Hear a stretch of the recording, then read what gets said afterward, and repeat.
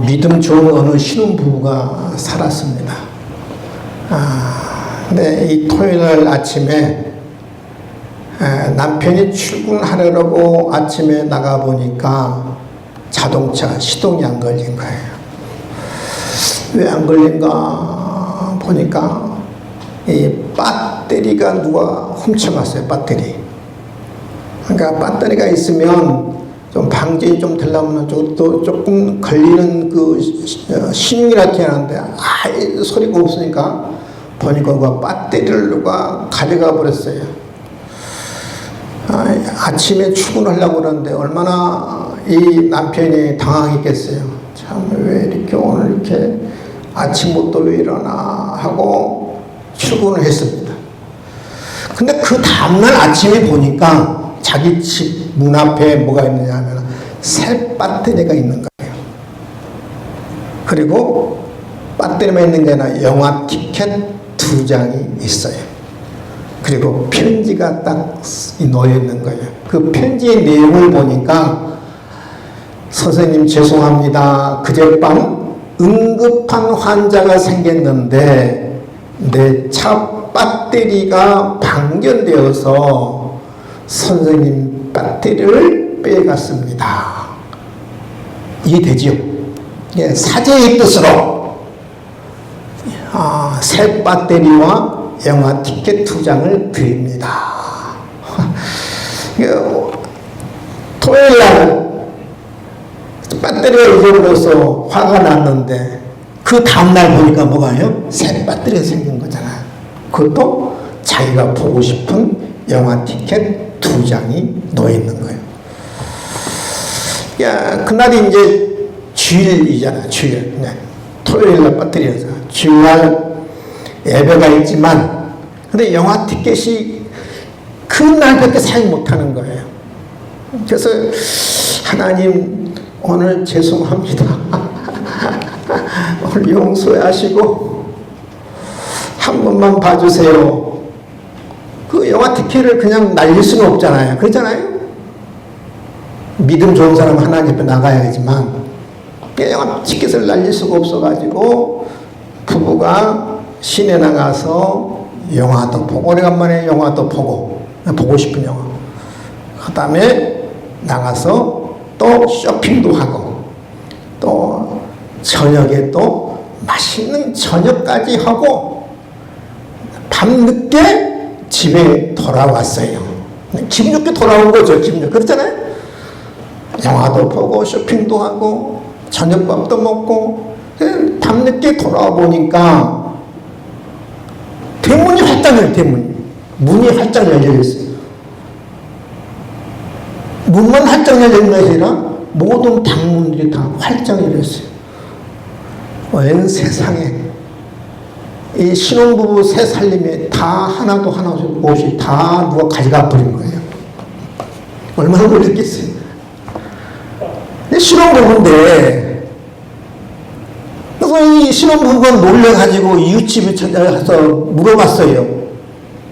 누가 우리 새 살림집을 누가 다 가져갔습니까? 라고 이웃집에 물어보니까 이웃집들이 뭐라고 이야기하냐면 어떤 사람들이 차를 대놓고 이 살림을 옮기니까 이사간 줄 알았대.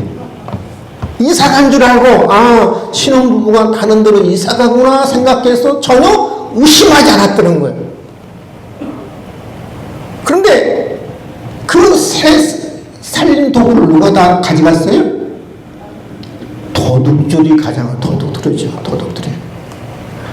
그러니까 이 신혼부부가 도둑의 뜻을 모르고 도둑의 의도를 모르고 영화 티켓 2장에 눈이 멀어가지고 새 살림을 다 잃어버린 거예요. 저는 그렇게 생각해요.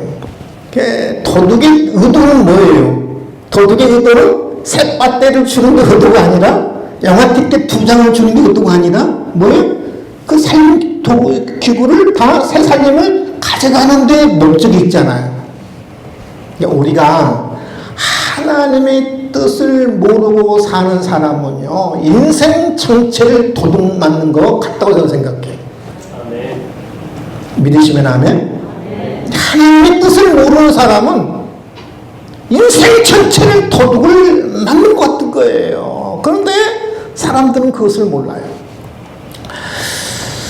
지난주 지혜로운 사람은 어떤 사람인가를 말씀을 드렸죠. 지혜로운 사람은 세월을 아낀 사람이다. 이렇게 세월을 아끼는 사람이 지혜로운 사람이고, 세월을 아끼지 않는 사람이 어리석은 사람이라고 말씀드려요. 오늘 두 번째 시간이죠. 지혜로운 사람은 어떤 사람이고 어리석은 사람은 어떤 사람인가? 지혜로운 사람은요, 하나님의 뜻을 아는 사람이에요. 그러니까 어리석은 사람, 미련한 사람은 어떤 사람이냐면 하나님의 뜻을 모르는 사람이 어리석은 사람이고 미련한 사람입니다. 오늘 한번 17절에 보세요. 17절에 이렇게 이야기합니다. 그러므로 어리석은 자가 되지 말고 미련한 자가 되지 말고 주의 뜻이 무엇인가 이해하라. 그렇게 이야기합니다. 주의 뜻을 이해하라. 이해하라는 말은 무슨 말이냐면은 깨달으라, 알라, 분별하라는 말이죠. 주의 하나님의 뜻이 무엇인가를 알아야 하고 깨달아야 하고 분별해야 지혜로운 사람이다. 이렇게 이야기해요. 그것을 하나님의 뜻을 분별하지 못하고 이해하지 못하고 알지 못하면 어리석은 사람이라는 거죠. 여러분, 로마서 12장에도 같은 이야기를 하거든요. 12장 2절에 보면 너희는 이 세대를 본받지 말고 오직 마음을 새롭게 함으로 변화를 받아 하나님의 선하시고 기뻐하시고 온전한 뜻이 무엇인지 분별하도록 하라. 하나님의 뜻이 무엇인지 분별하라, 이해하라, 알라, 깨달으라. 이 사람이 지혜로운 사람이다. 따라합시다. 하나님의 뜻을 알라. 하나님 뜻을 어떻게 알아요? 목사님, 하나님 뜻을 어떻게 알죠? 하나님 뜻을 아는 방법을 제가 오늘 여러분에게 5가지를 말씀을 드리려고 해요. 하나님 뜻을 어떻게 알 수 있는가? 하나님의 뜻은 성경을 통해 알 수 있습니다. 성경은 하나님의 특별 계시죠. 성경을 통해서 하나님의 뜻을 알 수 있습니다. 하나님은 성경을 통해서 자신의 뜻을 알려줬어요. 성경은 하나님의 뜻이 무엇인가를 곳곳에서 가르쳐주고 있거든요. 특별히 구약 성경은 하나님의 뜻을 분명하게 보여준 곳이 있지요. 바로 십계명이에요. 십계명. 출애굽기 20장에 나오죠. 십계명. 나 외에 다른 신을 두지 말라. 너를 위하여 새긴 우상을 만들지 말라. 여호와의 이름을 망령되이 일컬지 말라. 안식일을 기억하여 거룩히 지키라. 내 부모를 공경하라. 살인하지 말라. 간음하지 말라. 도적질하지 말라. 내 이웃에 대해 거짓 증거하지 말라. 내 이웃의 집을 탐하지 말라. 이 십계명. 이 십계명을 통해서 하나님의 뜻을 분명하게 우리에게 보여주고 우리가 어떻게 살아갈 것인가. 그래서 이제 특별히 십계명을 통해서 우리에게 하나님의 분명한 뜻을 우리에게 알려줬죠. 그뿐만 아니죠, 여러분. 하나님의 성경을 통해 분명히 보여준 건 대가서 4장 3절에 하나님의 뜻은 이것이니 너희의 거룩함이라 음란을 버리고. 하나님의 뜻은 우리가 거룩한 삶을 사는 게 하나님의 뜻이라 이야기해요. 십계명이 하나님의 뜻이고 거룩함이 하나님의 뜻이라고 해요. 창세기 5장 16절 18절 항상 기뻐하라, 쉬지 말고 기도하라, 범사에 감사하라. 이는 그리스도 예수 안에서 너희를 향하신 하나님의 뜻이니라. 항상 기뻐하는 것, 쉬지 말고 기도하는 것, 범사에 감사하는 것이 하나님의 분명한 뜻이라고 이야기했거든요. 그뿐만 아니죠. 디모데전서 2장 4절에 보면 하나님은 모든 사람의 구원을 받으며 진리를 아는데 이르기를 원하시니라. 원한다는 하나님의 뜻이니라. 모든 사람이 구원받기를 원하는 것이 하나님의 뜻이라고 이야기합니다. 그러니까 우리가 하나님의 뜻을 뭘 알 수 있다고요?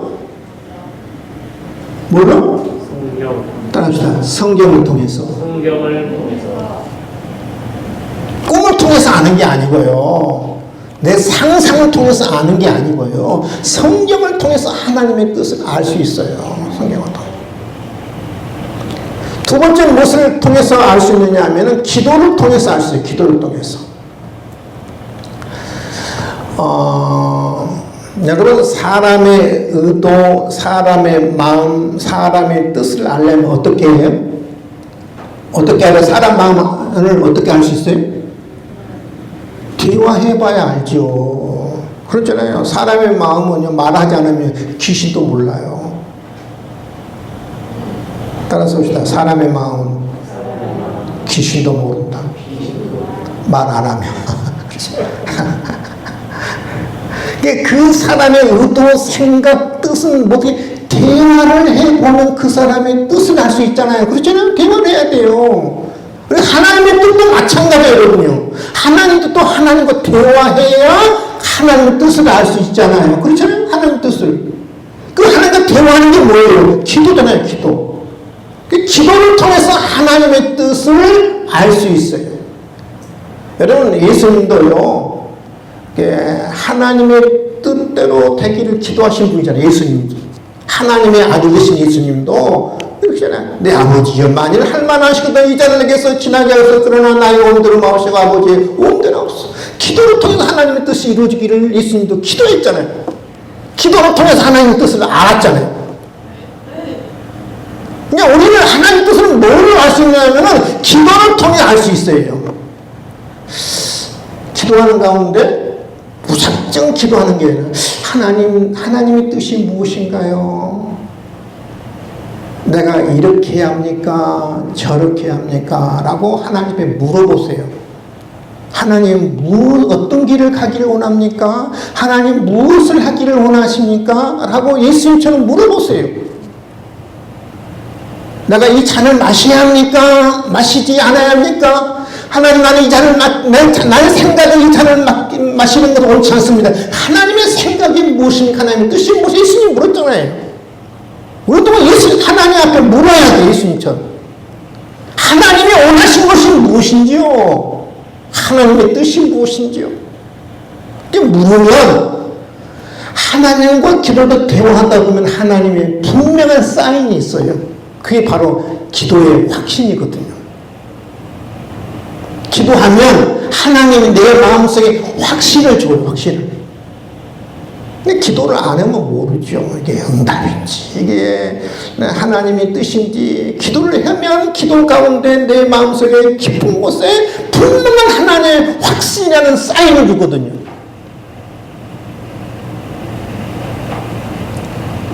세 번째, 무엇을 통해서 알 수 있냐면, 따라서 봅시다. 성령을 통해서. 성령을 통해서 알 수 있다. 하나님의 뜻이면요, 내 마음에 평안함이 있어요. 내가 이 일을 하고자 할 때 하나님의 뜻인지 하나님의 뜻이 아닌지 잘 이게 분간이 안 될 때가 많아요. 하나님이 원하는 건 뭔지. 근데 하나님이 원하는 것은 거의가 내 마음에 평강을 줘요. 근데 하나님의 뜻이 아니면 늘 불안합니다. 걱정이 생깁니다. 의심이 생깁니다. 그러면 거의 주의 뜻이 아니에요. 하나님의 뜻은 내 마음에 평안함을 주고 평강을 줘요. 성령이 주시는 평안함이 있거든요.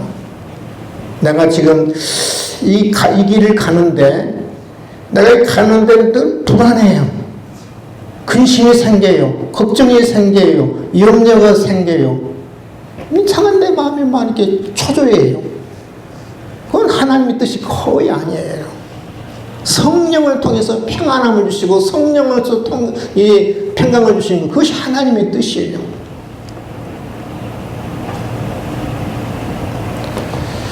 네 번째는요,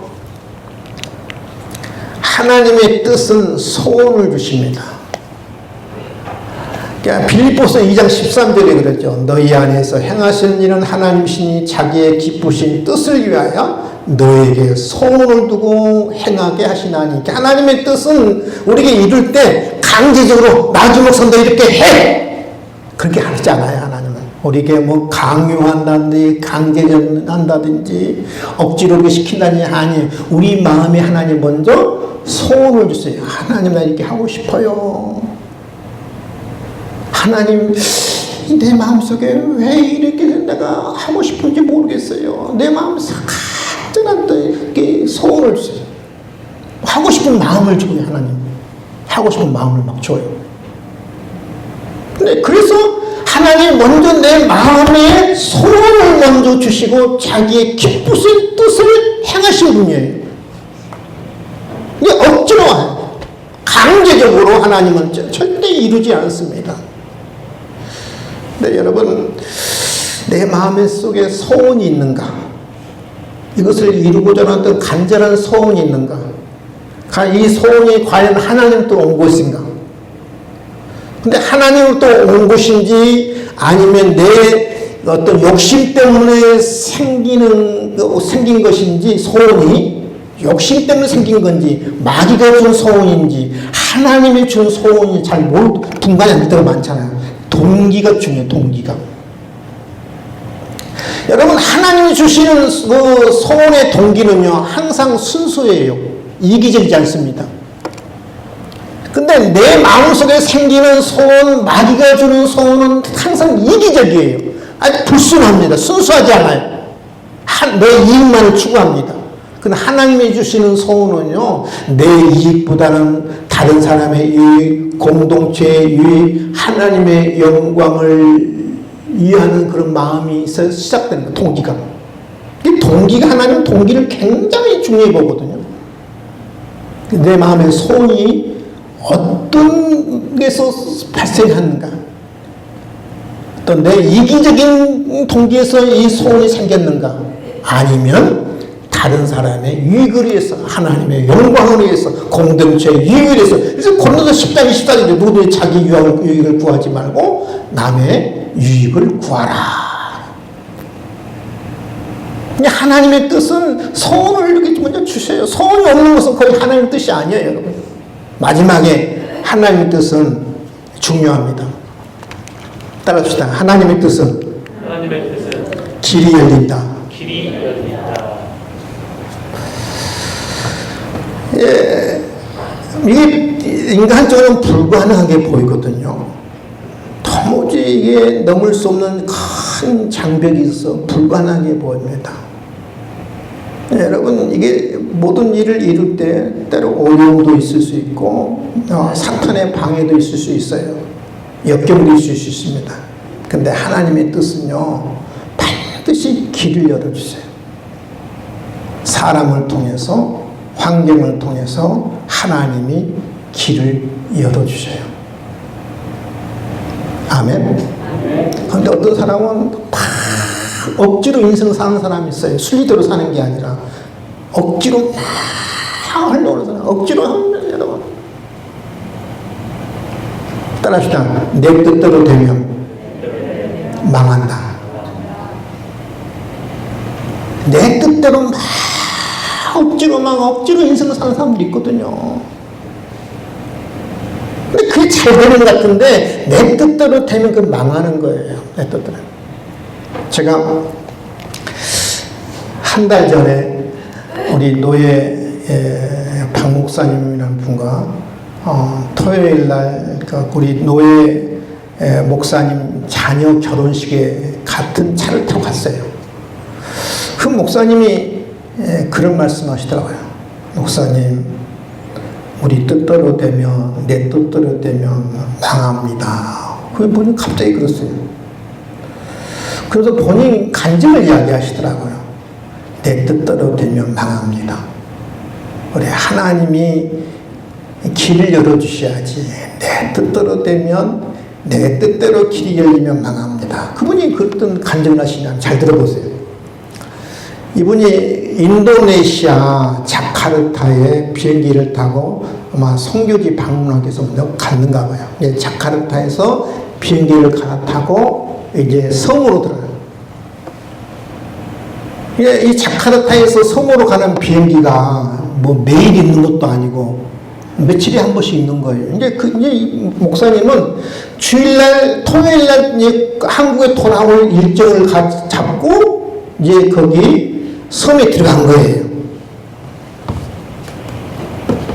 그래서 섬에 들어가서 일정을 다 마치고 이제 섬에서 자카르타로 가는 비행기를 타려고 시간에 맞춰서 그 공항에 갔어요. 섬이니까 작은 공항이겠죠.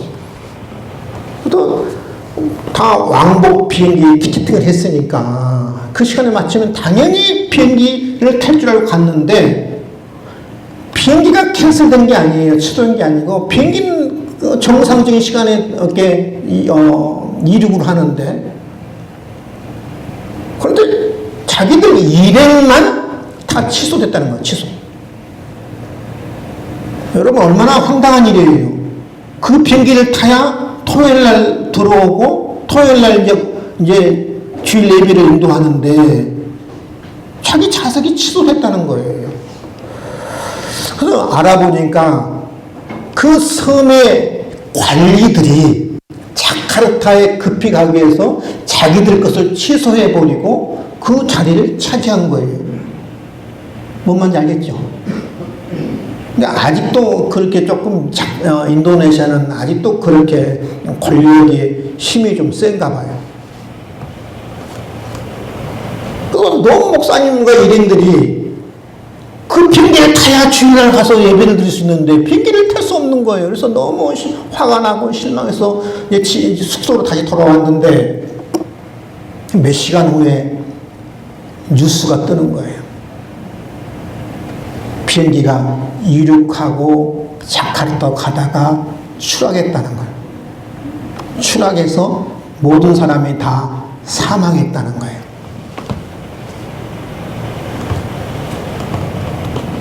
만일 여러분 이 목사님이 그 일행들이 억지로 그 비행기를 하여튼 간에 타려고 몸부림치고 만약에 탔다고 생각해 보세요. 어떻게 했어요? 이미 세상 다 하직했겠죠. 그렇죠? 이 세상 사람 아닐 거예요. 여러분 그래요. 내 뜻대로 길이 열리면 좋은 것 같은데 그게 망하는 길이에요. 망하는 길이에요. 하나님의 뜻이 열려야 돼. 하나님의 뜻이. 아멘? 하나님의 뜻은 여러분 길이 열리게 됐어요. 하나님이 막으신 것은 이유가 있는 거. 하나님 막으신 거. 하나님은 그 목사님에게 막으시면 비행기 타지 말라고 막으신 거잖아요. 그러잖아요. 근데 억지로 타려고. 이 하나님이 막으시면 하나님 뜻이 아니에요. 하나님은 반드시 하나님의 뜻이면 때로 어려움이 있고 역경이 있고 고난이 있다 할지라도 반드시 길이 열리게 돼 있어요. 길이 열렸어요. 믿으시면 하면 하나님의 뜻은 길이 열립니다. 여러분. 하나님의 뜻은 내 마음에 소원을 주어요. 하나님의 뜻은 내 기도하면 확신이 생깁니다. 하나님의 뜻은 성령의 뜻은 내 마음에 평강을 줘요. 또 그 하나님의 뜻은 성경을 통해서 비춰보면 분명해져요. 성경을 통해 비춰보면 하나님의 뜻을 알아야 내 인생 전체를 도두가 안 맞는 거예요. 하나님의 뜻을 분별해야 돼. 근데 여러분 하나님의 뜻을 아는 것도 중요하지만 더 중요한 게 있어요. 따라서 합시다. 아는 대로 행동하자. 제가 우리나라 성도들 10분을 만나보면 10분 다 이 성경에 대한 지식이 이 신학적인 지식이 제 거의 버금갈 정도로 얼마나 높은 어떤 신앙의 그 지식의 수준을 갖고 있는지 몰라요, 여러분. 머리는 요만해져, 요만하죠, 요만. 머리는 요만한데 허벅지와 다리는 세 다리. 행동이 없습니다. 아는 것은 많은데 아는 만큼 행동하지 않아요. 행동하지 않는 거예요. 행하지 않는. 그러니까 저는 하나님의 뜻을 많이 아는 것도 중요하지만 아는 것, 행동을 더 중요하게 생각하거든요. 여러분, 우리 예수님은 이렇게 말씀하고 계시거든요. 마가복음 3장 35절에 보면 누구든지 하나님의 뜻대로 행하는 자가 내 형제요 자매요 어머니라 그렇게 얘기해요. 하나님의 뜻대로 행하는 자가 내 자녀고 내 백성이라 이 말이거든요. 근데 우리는 하나님의 뜻을 알지만 행하지 않는 거예요. 그러니까 아는 것도 중요하지만 행동하는 게 중요한 거예요. 여러분, 아는 것은 지식적인 신앙에 불과합니다. 참 신앙이 아니에요. 지식으로만 승화하면 무슨 소용이 있어요?